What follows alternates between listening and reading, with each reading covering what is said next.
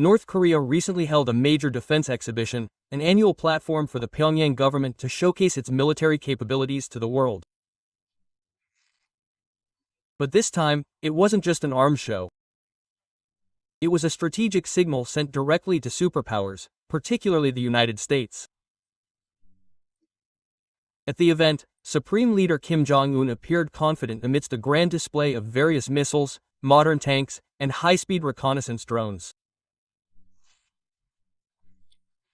Every display and image captured by state-run media was meticulously designed to demonstrate that North Korea is not only alive and well, but also steadily developing.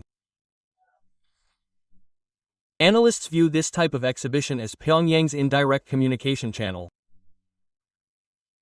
In a world where North Korea is under sanctions and restricted outside communication, this type of event becomes a symbolic communication tool rather than a lengthy statement.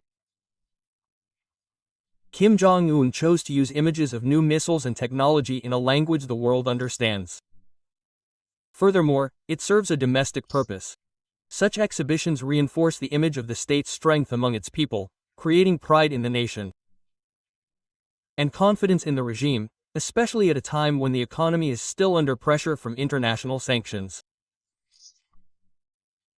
Therefore, North Korea's weapons arena is not just a show of strength, but a declaration of the country's status, telling the world that even though we are isolated, we still have the power to determine our own destiny.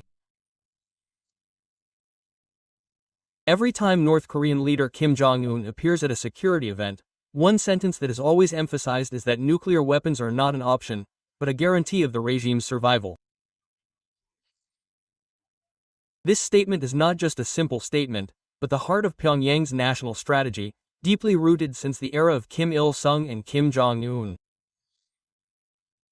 It is a concept called strategic deterrent, deterring enemies with countermeasures that make competitors not dare to take risks. In the eyes of North Korea, the outside world is a place full of bamboo for threats. The United States has troops stationed on the Korean Peninsula, Japan has a modern self-defense force, South Korea has military technology and close cooperation with Washington. Therefore, for Pyongyang, nuclear weapons are not a tool of attack but a shield of existence. Kim Jong-un has always said that as long as there is a threat, weapons development must proceed. This sentence can be interpreted to mean that negotiations, sanctions, or any international pressure cannot make North Korea successful. From his perspective, having a nuclear weapon prevents the country from being overthrown, as in the past, like Libya or Iraq. And when this declaration was made at an arms expo and in state media, it was more than just a domestic rally. It was a strategic warning to Washington, Tokyo, and Seoul that the Kim regime would not compromise on nuclear issues.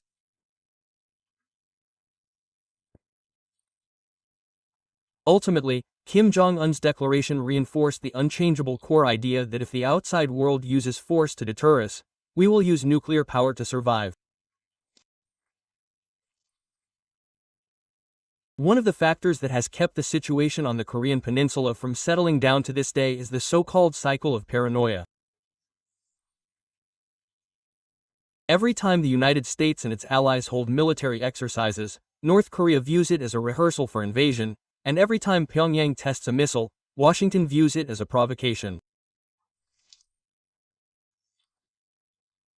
In fact, military exercises by the United States, South Korea, and Japan are often described as this may be a deterrent or a preparation for a North Korean threat, but in Kim Jong-un's eyes, it's a show of power aimed squarely at pressuring and intimidating his regime. North Korea recently accused the United States of deploying strategic military equipment, including nuclear submarines and B-52 bombers, into the perimeter of its perimeter. Pyongyang views this as more than just a routine military exercise. They believe it's a sign of nuclear preparedness. This cycle is like a mirror game. One side makes a move, the other interprets it as a threat and retaliates with a missile test. The former then escalates patrols or expands joint exercises. The result is unrelenting tension.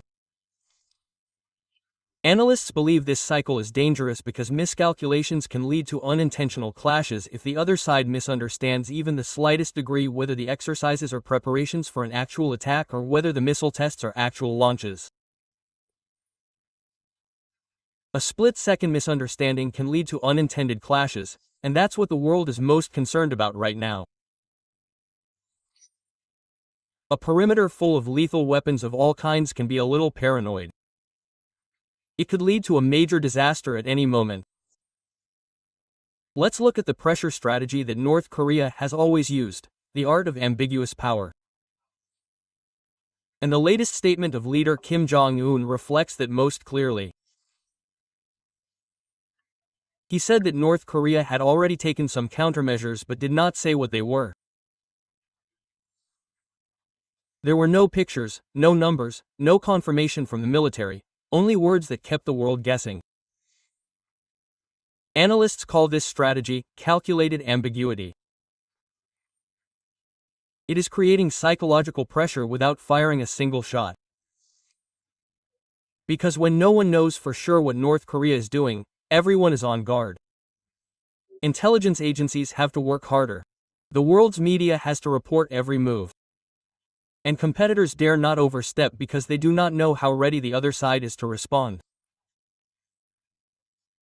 North Korea has used this strategy many times in the past, such as announcing that it has developed new nuclear warhead technology but did not reveal images, or saying that it would retaliate with hypersonic missiles without specifying the destination.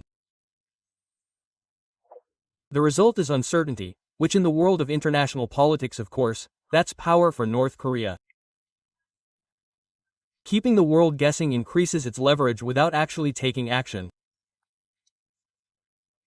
It's a psychological game Pyongyang is skilled at, and that's why every word Kim Jong-un says, even briefly, reverberates throughout the region.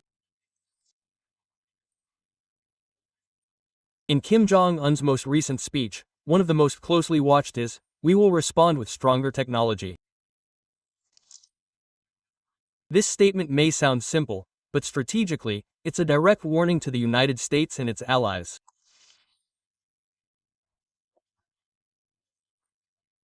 In international politics, stronger technology doesn't just mean new missiles. It could include the development of next-generation nuclear weapons, advanced cyber attacks, or even military artificial intelligence that could completely alter the balance of power. North Korea knows it can't compete with the United States economically or militarily. Instead, it chooses to compete with uncertainty, and that's what makes Kim Jong-un's technological threats more powerful than they might seem.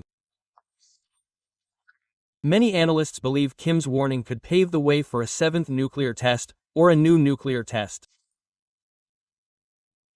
The unveiling of a new long-range missile reinforces North Korea's continued leverage in a global arena rife with superpower competition. This warning also sends a psychological signal to Washington that if the U.S. continues to pressure Pyongyang without heeding its call, the result could be a shift in the balance of power, from a region dominated by U.S. dominance to one where each country begins to assert its own power. In other words, Kim Jong-un is saying that if the world doesn't give us space, we will create it ourselves. This warning may not be just words, but signals the beginning of an escalation in technological competition in East Asia that no one wants to see but cannot stop.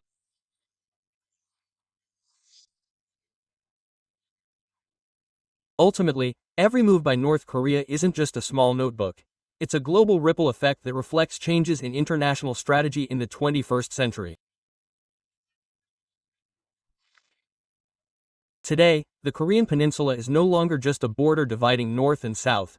It's become a battleground for influence, one that the US, China, Russia, and Japan are carefully maneuvering. For the US, South Korea is. North Korea poses a direct threat to its East Asian allies and serves as a key pretext for expanding its military capabilities in the region, whether through exercises or the deployment of aircraft carriers in the Sea of Japan. China, on the other hand, sees North Korea as a strategic buffer, preventing U.S. influence from encroaching too close to its borders. Therefore, China must maintain a controlled but not sever relationship. Russia is also increasingly collaborating with Pyongyang, both militarily and technologically, to demonstrate that the world is not solely dominated by Western superpowers. Japan, closest to the missile launch site, must expedite its air defense system and significantly increase its defense budget. Every time a North Korean missile crosses the sky, it signals that regional security is faltering. Therefore, Pyongyang's moves are no longer just internal affairs but are a key factor in rewriting the equation of global power in an era where the Cold War may return. The Korean Peninsula reflects that the world is not at war, but also at peace.